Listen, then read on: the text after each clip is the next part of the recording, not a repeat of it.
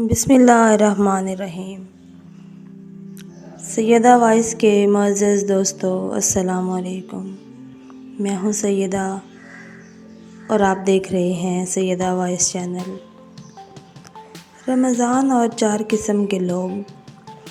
رمضان کا مہینہ جیسے جیسے قریب آتا ہے لوگوں میں مختلف نوعیت کے جذبات پیدا ہوتے ہیں۔ ایک لوگ وہ ہوتے ہیں جنہیں رمضان کی آنے اور جانے سے کوئی فرق نہیں پڑتا۔ وہ نہ تو روزے رکھتے ہیں اور نہ دیگر عبادات کے جھمیلے میں پڑتے ہیں، بلکہ گھر کے کسی فرد نے روزہ رکھ لیا ہو تو وہ اس کے ساتھ افطاری میں شریک ہو جاتے ہیں۔ باہر بھی افطار پارٹی میں شرکت کا موقع ملا تو سماجی پہلو سے یا پھر افطار سے اپنا حصہ وصول کرنے پہنچ جاتے ہیں۔ البتہ یہ لوگ عید بہت اہتمام سے مناتے ہیں۔ عید کی رات اگر خرمستیوں میں کالی نہ کی ہو تو عید کی نماز پڑھ کر سالانہ حاضری کی رسم بھی پوری کر دیتے ہیں۔ دوسری قسم کے لوگ وہ ہوتے ہیں جو رمضان میں مجبوری سے روزہ رکھتے ہیں۔ وہ سمجھتے ہیں کہ مشقت اور تنگی کا مہینہ آ رہا ہے۔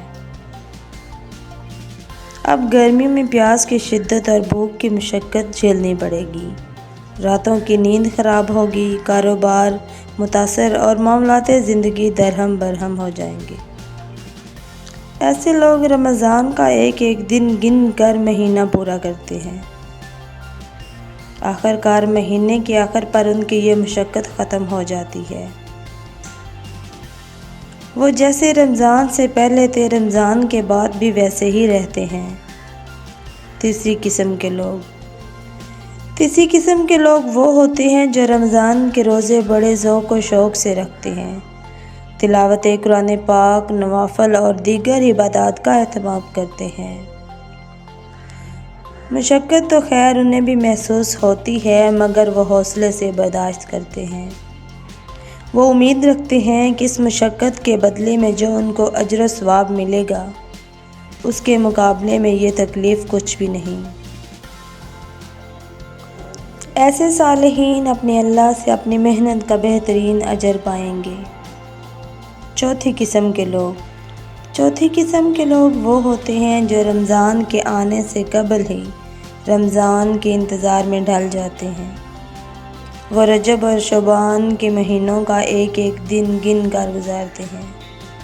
ان کی عید اس دن سے ہی شروع ہو جاتی ہے جب رمضان کا چاند نظر آتا ہے۔ تیسرے گروہ کی طرح یہ لوگ بھی روزے کی مشقت خوش دلی سے جھیلتے ہیں اور عبادات میں بڑھ چڑھ کر حصہ لیتے ہیں، مگر ان کا اصل امتیاز یہ ہوتا ہے کہ رمضان کا مہینہ ان کے لیے اللہ تعالیٰ سے ملاقات کا مہینہ ہوتا ہے۔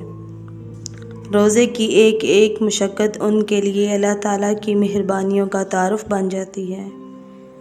جب پیاس کی شدت سے حلق میں کانٹے پڑنے لگتے ہیں تو وہ اپنے رب کو پکارتے ہیں، اے مالک، ایسی کائنات میں جہاں پانی کا ایک قطرہ بھی نہیں، تو نے اس کرۂ ارض کو پانی کا گہوارہ بنا دیا۔ مالک تو ساری زندگی ہمیں پانی پلاتا ہے مگر ہم نہ جان سکے کہ یہ پانی کیسی نعمت ہے۔